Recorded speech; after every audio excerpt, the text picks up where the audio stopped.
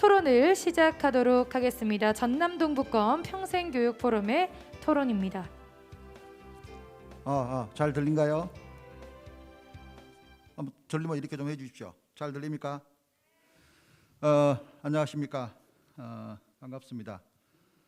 오늘 토론의 자장을 맡은 순천대학교 김현덕입니다.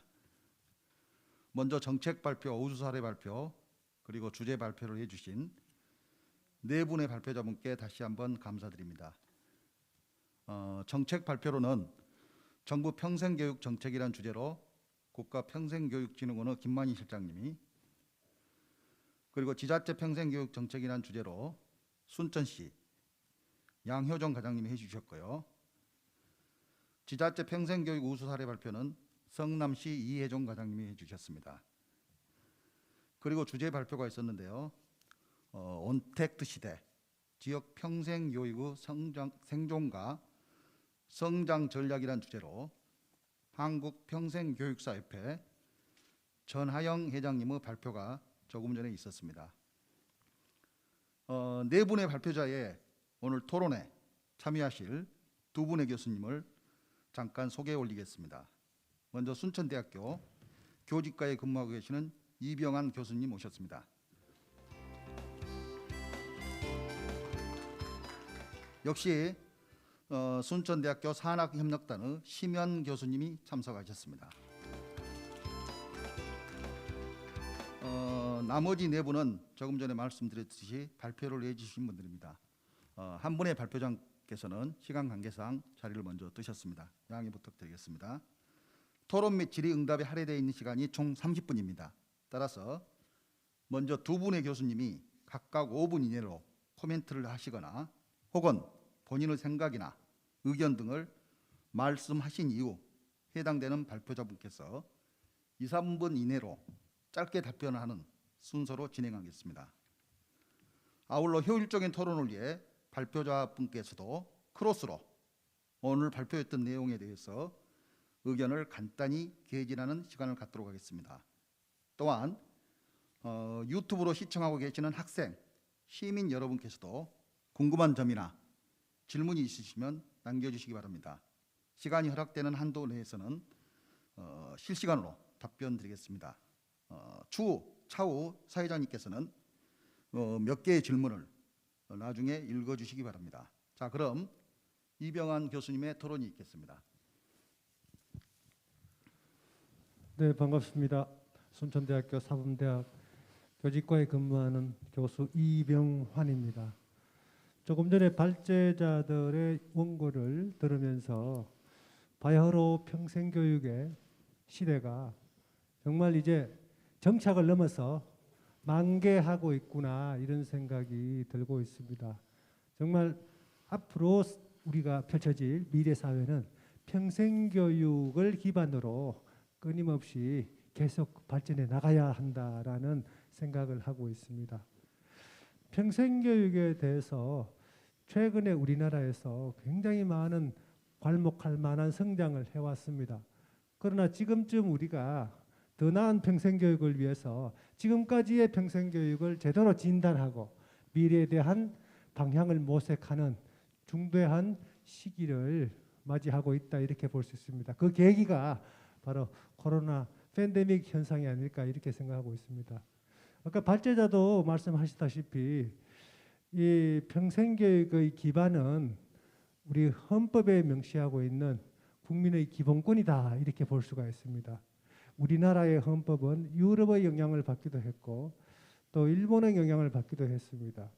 우리나라 지금 현행 헌법은 1987년도에 제정되었죠. 교육에 대한 규정은 헌법 제31조 6개 항에서 규정을 하고 있습니다.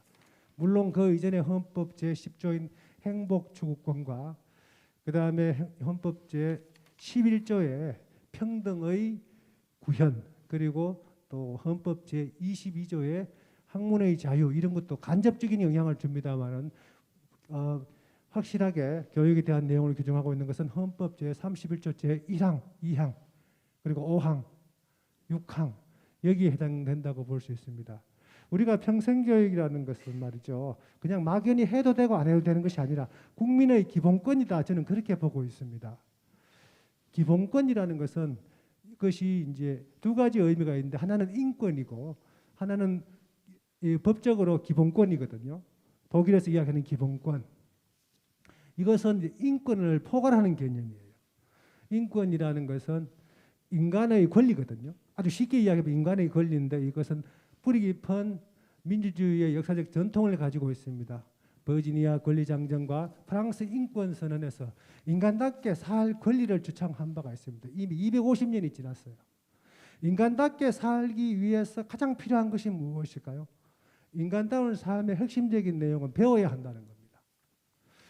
인간이 동물과 다른 점은 생각하는 능력이잖아요.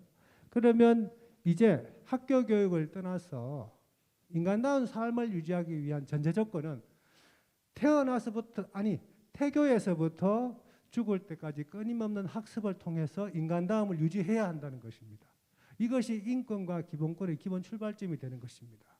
여러분, 그래서 우리는 이런 평생교육의 이념을 머리에 염두에 두고 평생교육을 바라봐야 되지 않을까 그런 생각을 하고 있습니다. 그래서 헌법 제31조 제1항은 모든 국민은 능력에 따라 균등하게 교육받을 권리를 가진다. 이렇게 되어 있습니다. 그래서 학교 밖 청소년이나 다문화 교육 대상들 그리고 노약자들, 소외계층들 이런 사회적 약자를 위한 교육을 국가가 적극 지원해야 될 필요성을 헌법에서 천명하고 있는 것이죠. 마찬가지로 5항에는 국가는 평생교육을 진흥하여야 된다.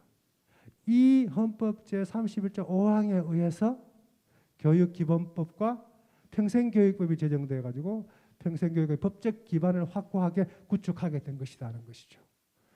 그래서 교육기본법 제3조와 제4조 그리고 평생교육법 제4조 평생교육법 제4조 1항에 보면 그래서 평생교육은 언제 어디서나 학습자를 위한 교육을 제공해야 된다라고 되어 있어요.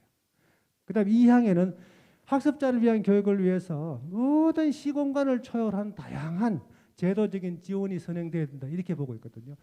그래서 이런 법적인 기반, 다시 말해서 인권과 기본권에서 출발한 우리의 학습권이 우리나라 1987년에 제정돼서 지금까지 유지되고 있는 이 헌법 제31조에 용해되어 있고 이것이 교육기본법의 이제 평생교육과 학교교육 전반적인 내용을 규정을 하고 있어요. 여기에 따라서 유아교육법, 초중등교육법 그리고 고등교육법 이외에 제4의 법으로 평생교육법이 제정이 되어 있다. 이렇게 볼 수가 있는 것이죠. 그래서 우리는 이 법적인 토대 속에서 평생교육에 대한 미래를 조망해야 된다. 이것은 하나의 국민의 기본권이다 이렇게 볼 수 있는 것이죠. 과거의 국민의 기본권이라는 것은 학교 교육을 충실히 받는 데 있었어요. 그런데 지금은 그렇지 않습니다. 오히려 학교 교육뿐 아니라 학교 밖의 교육, 특히 성인 교육에 우리가 학습권에 방점을 찍어야 된다는 것입니다. 교육받을 권리, 그러니까 모든 국민의 균등하게 교육받을 권리의 출발점은 학교 밖의 교육을 충실히 하는 데 달려있다 이렇게 볼 수 있는 것이죠. 여러분, 그래서 우리 평생교육을 고민하는 모든 그리고 그 기관과 관계자들 여러분들도 이 평생교육의 첫 출발은 그 기본적인 인권을 보장하는 데 있다라는 사실을 우리가 다시 한번 인식하고 다 함께 지혜를 모아야 될 때가 아닌가 이런 생각을 하고 있습니다. 예, 이상 말씀 마치도록 하겠습니다. 우리 순천대학교 교직과의 이병환 교수님이 본인 생각 평생교육에 가지고 있던 철학에 대해서 잠깐 말씀을 하신 것 같습니다. 인간답게 살 수 있는 권리가 결국은 교육을 받을 수 있는, 교육을 균등하게 받을 수 있는 이 권리가 중요하다는 것. 그리고 미래 사회는 모든 게 평생교육을 중심으로 발전해 나갈 것이고, 그래서 이 시점에서 평생교육을 진단하고 미래의 평생교육 방향을 다시 점검해보고 설정하는 아주 중요한 계기가 됐다는 내용인 것 같고요. 그리고 마찬가지로 앞으로는 교육에서 소외받는 계층에 대한 적극적인 지원도 뒤따라갈 것이고, 시공간에 관계없이 교육을 제공받을 수 있는, 교육은 하나의 인간에 대한 최소한의 기본권이다라는 내용을 주로 말씀하셨고요. 다음으로는 우리 순천대학교 산학협력단의 심연 교수님이 토론이 이어지겠습니다. 네, 안녕하십니까. 심연입니다. 제가 이 언택트 시대가 되면서 굉장히 저한테는 많은 혼란이 온 어떤 2020년이었습니다. 이유가 뭐냐면요. 저는 83년도에 처음에 컴퓨터라는 걸 처음 만지면서부터 이제 굉장히 빠른 어떤 세대 얼리 어답터족에 좀 해당이 되는데요. 그러면서 좀 새로운 문화를 많이 배웠습니다. 그리고 한 10년 전부터 이 온라인 쪽을 전공을 해서 이 이러닝이나 이런 부분을 이제 어떻게 교육을 접목을 할까 이런 부분이 제 전공이었습니다, 주로. 그런데 그 전에는 굉장히 많은 홍보를 하고 교육을 하자고 하고 이러닝을 이용하자고 하고 온라인으로 하자고 했을 때 대부분이 이렇게 좀 무시를 했거든요. 온라인이 무슨 교육이냐. 이런 많은 말들이 있었는데 세상이 확 바뀌면서 2020년에는 어쩔 수 없이 했죠. 온라인으로. 어쩔 수 없이 언택트로 하게 됐고 이제 그런 부분이 생기면서 제 아까 그 전하영 회장님이 아까 말씀하신 부분에서 몇 개 좀 느껴진 것도 있었고 제가 생각하는 것과 좀 다른 것도 있고 해서 이제 그런 부분을 좀 요약해 볼까 합니다. 저희가 한번 이 온라인에 대해서 굉장히 의미를 가졌던 것은 그 경기도 지금 성남시에서 우리 과장님이 오셨는데요. 경기도가 한 10년 전부터 그 온라인으로 해서 이 강의를 많이 올렸습니다. 도 자체가. 그래서 제가 그걸 보고 자격증 공부도 한 적이 있고요. 굉장히 많은 도움이 됐습니다. 그 대신에 거기에 회원 가입을 하고 가상 시민이 되어야지만 이 뭐 수료증도 주시더라고요. 선물이랑 공짜로 교육을 받았는데 선물도 주고 수료증도 주고 그래 너무 좋았거든요. 이제 그 아마 시민증이 아직도 있을 텐데요. 그때 제가 생각한 게 온라인으로도 얼마든지 이런 다양한 평생 교육이 이루어질 수 있겠구나 했는데 그 뒤로 굉장히 발달할 줄 알았어요. 발전할 줄 알았는데 계속해서 정체돼 있었습니다. 그러더니 이제 이 코로나라는 그 어떤 신 교육 시스템? 저는 이제 이 코로나가 하나의 교육 시스템이라고 보는데 어떤 것도 되지 않던 이런 이러닝이나 온라인 언택트 교육이 코로나라는 굉장히 이 강력한 교육 시스템으로 자동으로 이렇게 언택트 교육이 진행이 되고 지금 이 화상으로 저희들 뭐 이렇게 교육이 이루어지고 포럼도 이루어지지만 여러 가지가 이제 이렇게 언택트가 되고 있습니다. 그런데 막상 언택트가 돼서 제가 1년 동안 쭉 고민하면서 생각한 게 제가 생각한 방향이 아니더라고요. 무슨 말이냐면 이 비대면으로 지금 전부 혼란스러워서 이런 문제가 많이 생길 것 같고요. 이 평생교육에 어떻게 이걸 접목할 것인가 이런 부분이 많이 고민을 될 텐데 이 온라인의 장점은 어떻게 보면 대량이라는 장점도 있습니다. 이렇게 많은 사람들이 한꺼번에 들을 수 있다는. 그런데 아까도 뭐 이렇게 앞에 발제자분들이 토론자들이 이야기하셨을 때 발표하신 분들이 많은 사람이 있다고 해서 장점이 아니고 오프라인의 장점은 그 한계가 있거든요. 어느 정도 몇 명 이렇게 그 숫자를 유지하는 게 굉장히 중요한데 온라인에서는 많은 사람이 들어와서 듣는데 저희들이 많은 교육을 듣습니다. 온라인으로. 하지만 끝까지 듣지도 않고요. 지금 이제 이런 이제 토론을 관심 있어서 오신 분도 있겠지만 저 같은 경우도 이제 뭐 모임이 있거나 회의가 있거나 하면 화면 딱 꺼놓고 어떻죠? 예. 다른 짓 하기도 하지 않습니까? 온라인을 하다 보면 계속 얼굴을 노출하지 않기 때문에 그러다 보니까 이런 이제 여러 가지 문제가 생기더라고요. 그래서 최소한의 사람들이 모여야 되고 최소한의 어떤 상호 소통 같은 게 반드시 있어야지 온라인에도 이게 교육이 제대로 이루어지게 됩니다. 그래서 이제 이러한 것들을 제가 생각할 때 아까 그 평생교육에서 굉장히 중요한 부분이 소외계층을 활용하는 방안에서 굉장히 이게 좋을 수 있다는 생각이 드는데요. 원격으로 떨어져 있는 예를 들면 여러분들이 잘 모르시겠지만 그 인도나 파키스탄 이쪽이 생각보다 교육열이 높습니다. 그래서 교육을 해야 되겠는데 교육할 사람도 없어요. 산골짜기까지 가지도 않고 그 험한 데 오지를 않으니까 어떻게 교육을 했느냐면 약 10년, 20년 전부터 비디오 테이프로 녹화를 합니다. 이 선생님이 하는 걸 그거를 당나귀 등에 싣고 산을 타고 가서 그 비디오 테이프 그 플레이어가 하나 있답니다. 그걸 모여서 이제 그걸 듣고 또 숙제를 해서 다시 보내고 이런 생활을 했던 나라들도 있습니다. 근데 지금은 화면만 켜면 바로 저희들이 그 선생님을 보고 이야기할 수도 있지 않습니까? 그러니까 이러한 이 시스템, 과학 기술을 활용한 이런 문물을 인프라를 잘 활용해서 굉장히 어떻게 보면 핀셋 교육을 시킬 수도 있지 않을까, 소외계층을 위해서. 그러다 보면 좀 더 많은 사람들이 혜택을 받게 되고, 아까 다문화 뭐 이런 분들도 있고 농사노촌 어린 학생들도 있고 그다음 그와 관련된 많은 분들이 있는데 이분들하고 소통할 수 있는 그런 채널을 가져야 될 것 같고, 또 하나는 제가 이제 경험했던 것 중에 지금 숙명여대 김영률 교수님이라고 계시는데요. 굉장히 그 무크라는 걸 전도사신데 이분이 어떻게 수업을 하셨냐면, 저도 이제 그걸 한번 경험을 하고 싶어서 해봤는데, 대학원 수업을 사이버로 하십니다. 사이버로 하시는데 이렇게 어떤 무크라는 이제 뭐 K무크, 무크 뭐 이렇게 저희들도 S무크 순천대도 이런 걸 만들어 놨는데, 이런 동영상을 보고 있으면 자기가 굉장히 의지가 있지 않는 한은 보지 않게 되더라고요. 그러니까 이제 그걸 반드시 봐야만 토론을 할 수 있도록, 참여할 수 있도록 수업을 하십니다. 온라인으로. 그러면 이제 전부 하나씩 주제를 분석하고 와서 그 토론에 참여하는데, 그 참여하는 데에서 굉장히 많은 걸 배우게 되고 적극성을 띠게 되더라고요. 그러니까 내가 참여하고 있다는 이런 생각을 온라인에서 강하게 줄 수 있는 이런 어떤 시스템이나 체계나 이런 것들이 있어야만 온라인으로 하는 이런 평생교육이 더 활성화될 거고, 그 다음에 확실하게 목적성이 있도록 구성을 해서 참여를 시켜야 되는 겁니다. 즉 아파트 단지도 아파트 단지 위주로, 지금은 마을이 아파트지 않습니까? 그런 분들이 어떤 교육을 받고 싶다거나 아니면 교육을 하고 싶다고 할 때 강사가 그냥 하는 게 아니라 선별을 할 필요도 있더라고요. 아무나 해주는 게 아니라 선별이 돼서 내가 참여됐다는 것에 굉장히 희열을 느끼면서 굉장히 열심히 하시는 그런 걸 많이 봤습니다. 제가 이제 그런 부분을 한번 실험을 해봤습니다. 실제로.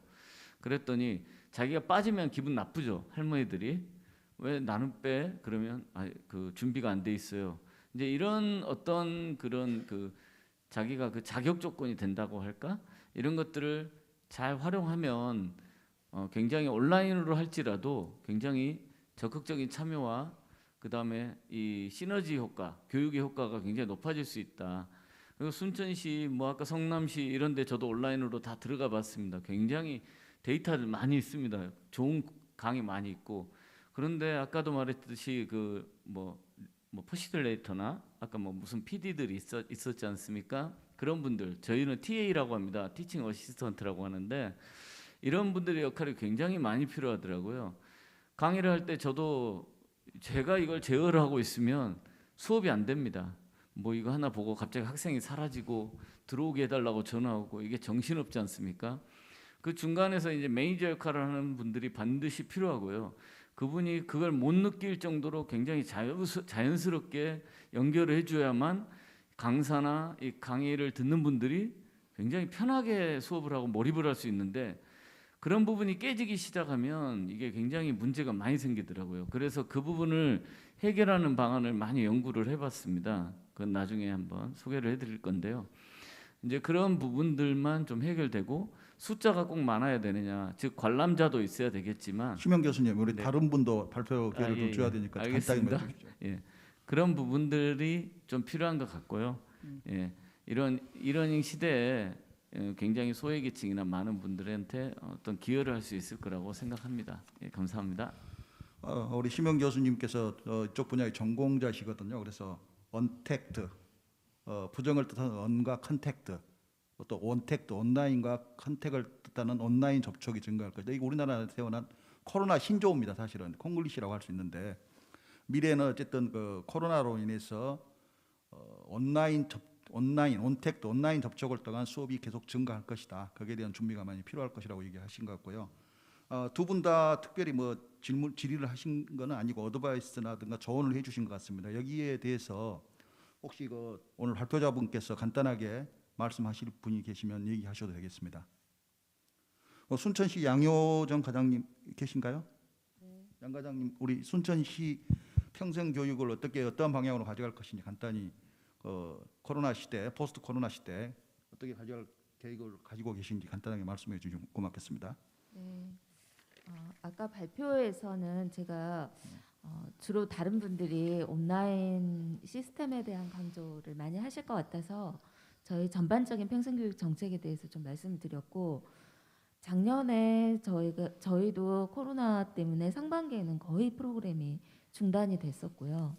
그거를 지켜보는 과정에서 굉장히 답답했었고, 강사분들도 힘들었고 수강생분들도 굉장히 힘든 시기를 보냈었죠. 그래서 작년 하반기 7월부터 저희가 강사분들이 한 200분 정도 되는 강사 풀이 있다라고 하면 이분들이 지역에 굉장히 중요한 평생학습의 자원이고 기반이죠. 이분들이 근데 디지털 문해자들입니다. 그래서 이분들을 위한 온라인 강사 학교를 먼저 진행을 했고, 그래서 이름을 그렇게 붙이지는 않았지만 디지털 리터러시가 교육이 작년부터 좀 진행이 됐었고요. 이분들이 연습하고 훈련할 기회가 필요했기 때문에 온라인 강좌를 짧게라도 한번 진행을 해봅시다, 무료로. 그래서 시민들을 위한 무료 강좌가 온라인으로 작년에 진행이 됐었고요. 올해는 좀 더 그 경험을 기반으로 해서 좀 더 체계적으로 온라인 강사학교 프로그램을 좀 더 길게 한 10회 정도의 강좌를 만들어서 이분들이 강의를 원하시는 강사분들이 참여를 하게 했고, 이거를 제대로 수료하신 분들만 강사로 이번에 채용을 했습니다. 그래서 그런 체계를 가지고 지금 준비를 하고 있고, 이제 시스템이 하드웨어도 좀 갖춰야 되기 때문에 저희도 스튜디오를 만든다든지 이런 준비를 좀 하고 있다라는 말씀을 드리고요. 근데 가장 아까 회장께서 말씀해주신 내용인데 가장 소외되신 분들이 장애인과 고령층입니다. 그러니까 아까 문해교육을 통해서 졸업하신 분들이 계신데 지금 초등과정과 중등과정은 진행을 하고 있지만 실제로 경로당이나 마을 단위에서 한글 작문 교실은 많이 중단돼 있거든요. 왜냐하면 기저질환을 가장 많이 갖고 있는 고령층이 위험하기 때문에 이분들이 건강이 더 중요해서 모이려고 하지를 않으세요. 그래서 한글 교육에 어떻게 작문 교실 들어가야 될지 이런 고민들이 아직 있는 상황이고, 이제 장애인들도 마찬가지죠. 그래서 저희가 이제 순천시가 올해 장애인 평생학습 도시에 또 선정이 됐어요. 그래서 이분들을 위한 특화 프로그램들을 지금 준비를 하고 있고요. 이제 마지막으로 말씀드리고 싶은 것은 아까 제가 발제에서 제안을 했지만 시가 독점적으로 프로그램을 많이 늘려가는 게 능사가 아니다. 그런 말씀을 좀 드렸는데, 그러면 지역의 평생교육 기관들이 협업할 수 있는 이런 오늘 같은 자리를 포함해서 그런 체제가 좀 만들어지고 그런 장을 저희 순천시가 좀 중점이 돼서 거점이 돼서 역할을 좀 해야 되겠다라는 생각이 듭니다. 그래서 대학을 포함해서 지역의 평생 교육을 하고 있는 다양한 센터들, 시민단체 또 기관들이 모이되 이 안에 반드시 학교가 좀 포함될 수 있는 지역교육청과 지역에 141개 유초, 중, 고 학교가 있습니다. 근데 이 학교 교육이 제대로 안 되고 나서 똑똑한 나쁜 놈만 많이 양산하는 그런 교육을 한다면 얘네들이 나와서 좋은 성인이 되기가 어려운 거죠. 갑자기 성인 교육에서 사람이 바뀔 수는 없는 거기 때문에 이 학교 교육과 성인 교육, 평생 교육이 반드시 연계돼야 된다라는 말씀을 좀 드리고, 그러기 위해서 이런 협력 체계가 중요하다는 강조를 좀 더 다시 드립니다. 이상입니다. 네, 우리 양 과장님께서 중요한 얘기를 해주신 것 같습니다. 사회적 계층에 대한 평생 교육 프로그램을 계속 늘려가야 되고, 어쨌든 그 지역에 있는 평생 교육 기관 간의 기능과 역할을 재정립해서 협업 네트워크를 구축해야 된다는 내용을 말씀하셨는데요. 우리 성남시에서 오셨던 이혜정 과장님께서는 이제 쪽 업무를 담당하고 계신 걸로 알고 있는데, 저도 제가 생각할 때도 이 사회적 약자, 사회적 소외계층에 대한 평생 교육이 상당히 중요하다고 생각하거든요. 자, 가장 모범적인 그 평생 교육 도시로서 지금 기능을 하고 있기 때문에 여기에 대해서 평소 생각하는 프로그램이라든가 이제 어떤 교육 프로그램을 개발해야 되는데 혹시 생각이 있으시면 좀 말씀해 주시면 고맙겠습니다. 작년에 코로나가 터지니까 처음에는 참 좋았었어요. 노니까.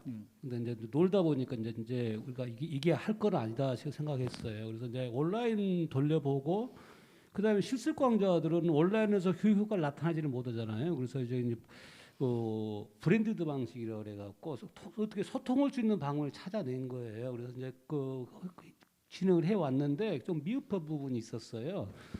그래서 올해는 이제 지금 일부는 수강생을 받아요.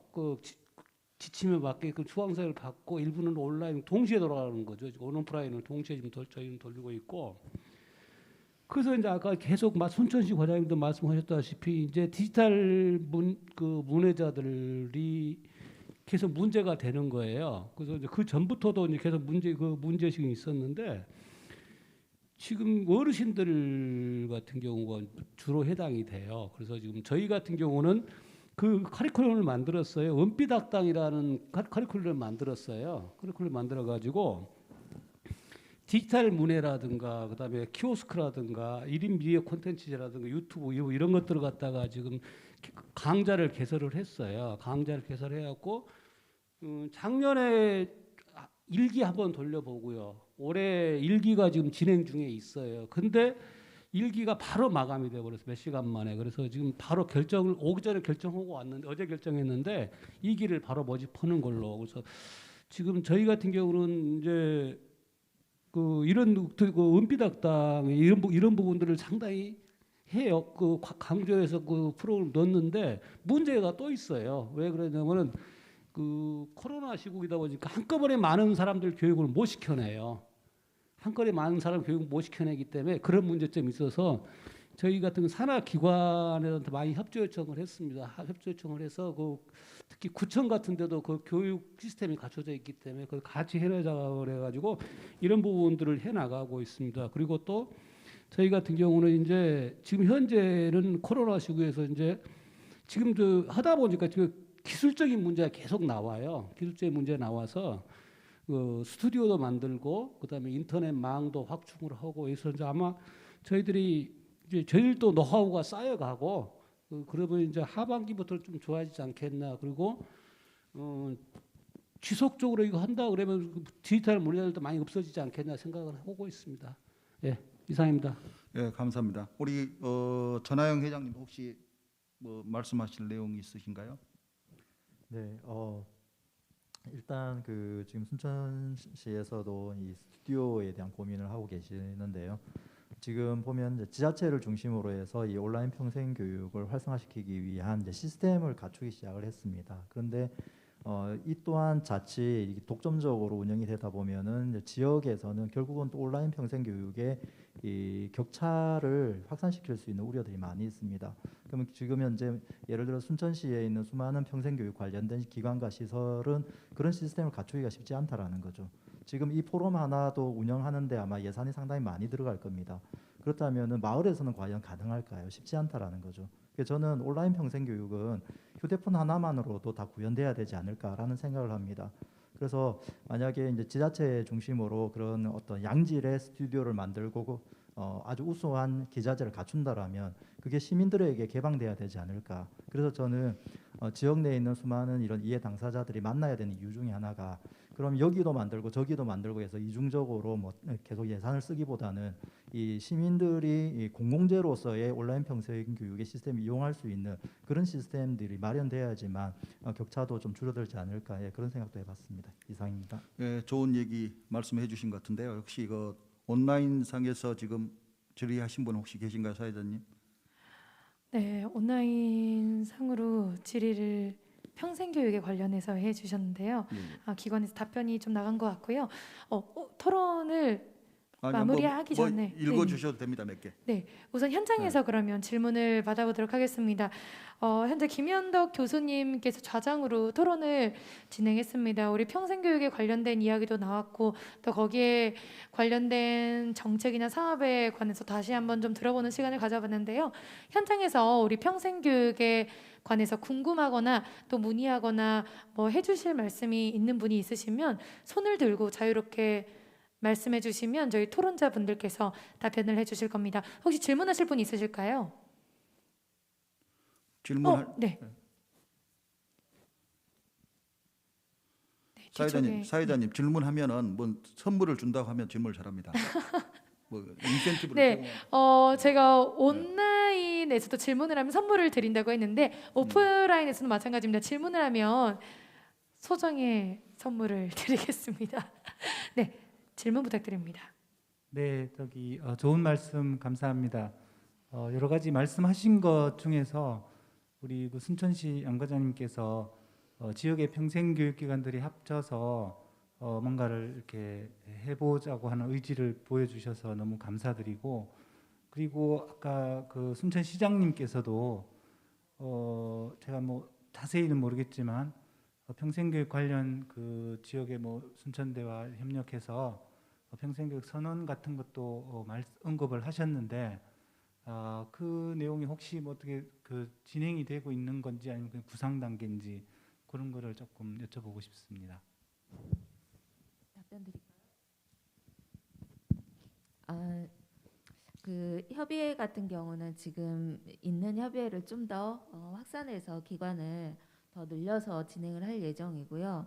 이제 아까 시장님께서 축사를 하시면서 언급하셨던 순천 선언, 그거는 저희가 10월 중에 평생학습 박람회가, 전국 평생학습 박람회가 순천에서 열릴 예정인데요.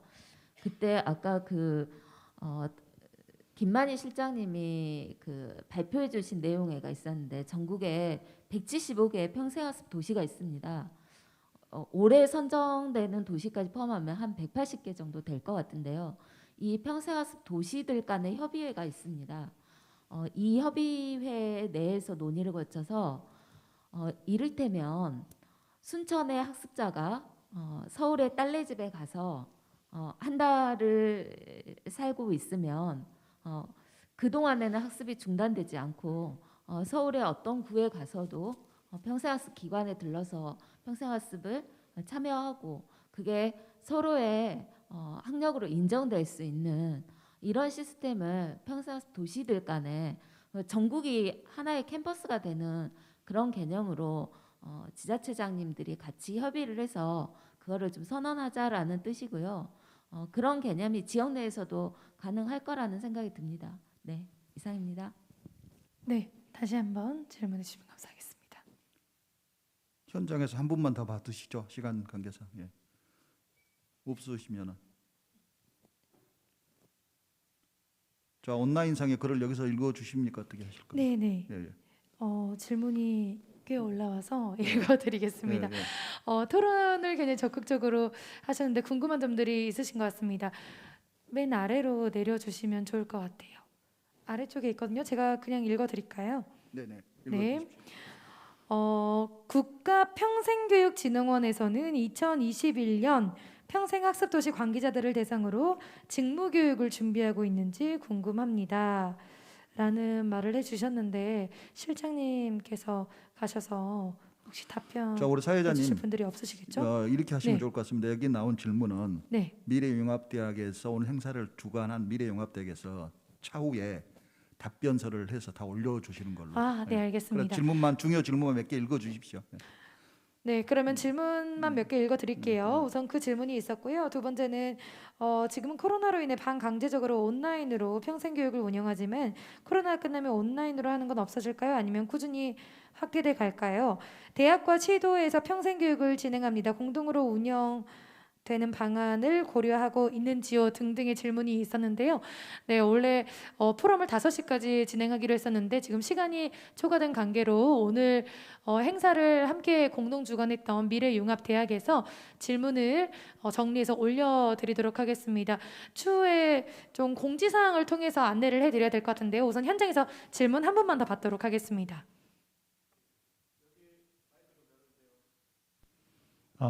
예. 아까 순천시 양 과장님께서 이제 답변해 주신 고맙습니다. 거기 추가해서 조금만 하나만 더 보태드리면, 지금 저희가 대학교하고 지자체가 협력해서 공동으로 오늘 포럼을 하지 않습니까? 예, 이런 사례도 드문데 저희가 국가적으로 보면 지자체 같으면 지역 자치라고 해서 평생 학습이라는 개념을 쓰고 교육 쪽은 평생 교육이라고 해서 교육 자치 쪽으로 이렇게 지금 그 분리가 돼 있는 상황이거든요. 근데 지역의 평생 분야가 어떻게 그 행정 라인에 따라서 달라질 수 있는지, 그렇기 때문에 우리 대학과 지자체는 같이 평생 교육을 위해서 뭔가를 해야 된다. 그런 차원이라면 10월 달에 하는 그 평생학습 선언에서도 지자체끼리만 하시지 말고 교육 여러 대학이라든지 평생교육기관도 같이 해서 진짜 궁극적인 평생교육이 될 수 있도록 그렇게 해주시면 감사하겠습니다. 네, 감사합니다. 마무리할까요? 네, 네, 네, 네. 자, 어쨌든 순천시에서 선언만 하지 마시고 액션인 후속 작업이 확실히 따라야 된다는 그런 의미 같습니다. 과장님 최선을 다해 주시기 바랍니다. 최선을 다하겠습니다. 말로만 하지 마시고 진짜 하셔야 됩니다. 행동으로 보여드리겠습니다. 자, 오늘 여기 참석하신 모든 분들 감사합니다. 미래는 지속적인 평생 학습을 할 수 있는 능력이 우리 경쟁력을 좌지우지하는 시대입니다. 특히 4차 산업혁명의 시대와 100세 시대를 맞아 평생 교육은 아무리 강조해도 지나치지 않습니다. 특히 인구 30만의 순천시와 순천대학교 규모 정도의 중소국립대학의 생존과 미래는 지역과 연계한 평생교육, 평생학습에 있다고 해도 과언이 아닙니다. 오늘 행사를 계기로 지자체와 더 이기적인 연계와 협력을 통해 지자체와 대학이 함께하는 가칭 순천형 평생교육 모델을 창출하고 확산하여 가장 모범적인 평생교육의 혁신 사례가 되기를 바라면서 토론을 마치도록 하겠습니다. 마지막으로 전남 동북권 평생교육 포럼에 참여해 주신 학생, 시민 여러분, 그리고 유튜브 시청자 여러분께 감사드립니다. 또한 바쁘신 가운데서도 좋은 발표를 하여 주신 네 분의 발표자분과 토론에 참석하여 주신 두 분의 교수님께 감사드립니다. 아울러 오늘 이런 뜻깊은 행사를 준비하여 주신 존경하는 순천대학교 미래영업대학 김도균 학장님과 관계자 여러분께도 대단히 감사하다는 말씀을 전하면서 공식적인 행사를 마치도록 하겠습니다. 대단히 감사합니다. 네, 감사합니다. 오늘 좌장을 맡아주신 순천대 김현덕 교수님, 또 이병환 교수님, 심현 교수님, 양효정 과장님, 이혜종 과장님, 전하영 회장님께 다시 한번 여러분들 큰 박수 부탁드립니다.